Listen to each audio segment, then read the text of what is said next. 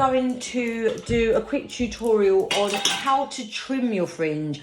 I've done other tutorials of how to cut in a fringe, how to do side fringe, but have you just got a fringe and you just want to tidy it up yourself? So I'm going to show you how to do that. As you can see, my model's fringe has been cut in before and it's grown out and it's now over her eyes. So how do we just tidy this up? So I'm going to use a water spray to spray it down. It's always best to cut your hair when it's wet because obviously when it dries through whatever you put, there can be movement that's in the hair that's not naturally in the hair, just from like everyday, like wind, styling.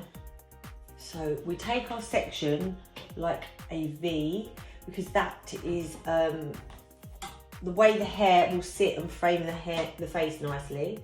So we get this out of the way like this. If you've obviously already got a fringe in it, you're just finding your current fringe section.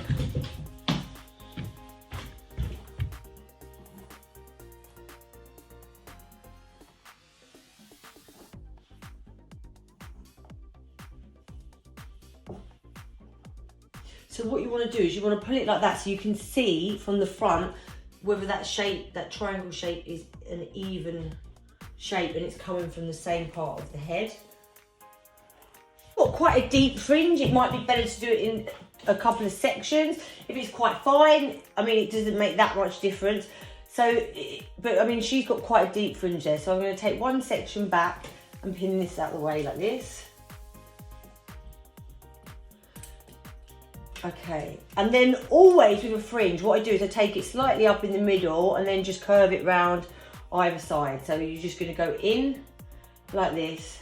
And if you're trimming, I would just start, like obviously hers is a bit wonky, so I'm going to have to even it out. But you will already, if you're just doing a fringe trim, you'll already have a shape in there from when your hairdresser did it.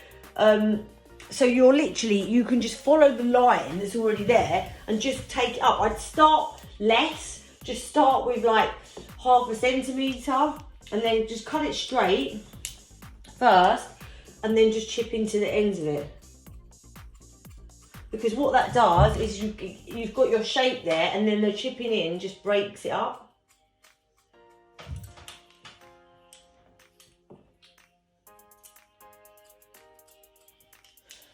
Okay, and then you bring your next bit over.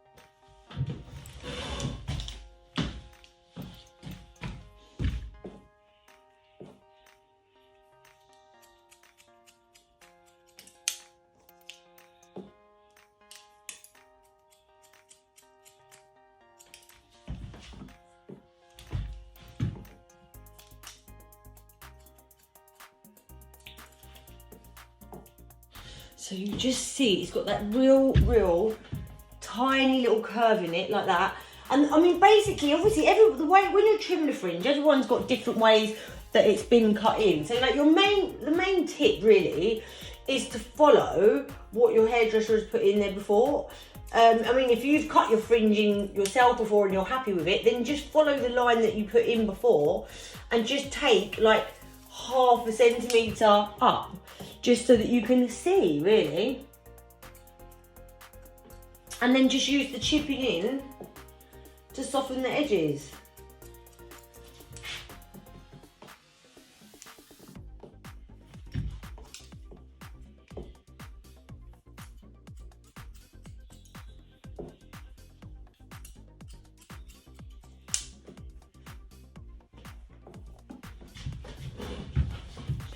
Trying to see.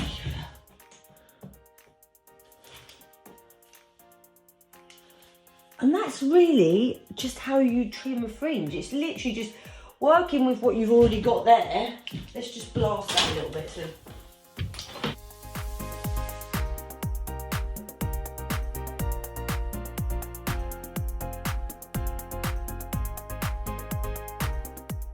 I would always just rough dry it like that, because that's like the way you get to see how your hair is going to sit naturally, and then you can just literally go through once you've done that and just chip into any bits that sort of sit a little bit graduated or that just still come into your eye. But I think the beauty of doing it yourself, like you're just better off doing it a bit at a time. Like start, just cut it up a little bit one day, and then you can always cut it up a little bit more another day. So.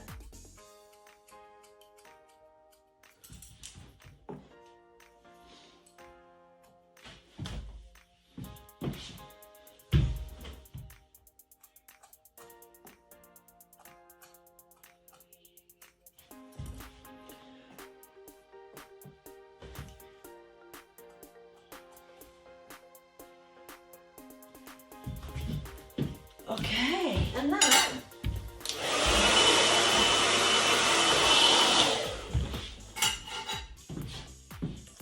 So a little bit more here. You can see, even on this mannequin, her fringe is much thicker this side. So everybody's hair is the same, even mannequins. That we always have like one side of our head that sits differently or is a bit thicker, but that's why it's just good to sort of let it go with the natural flow of the hair. Sometimes having a completely symmetrical haircut is the last thing you need for your hair, because our heads and our hair are not symmetrical.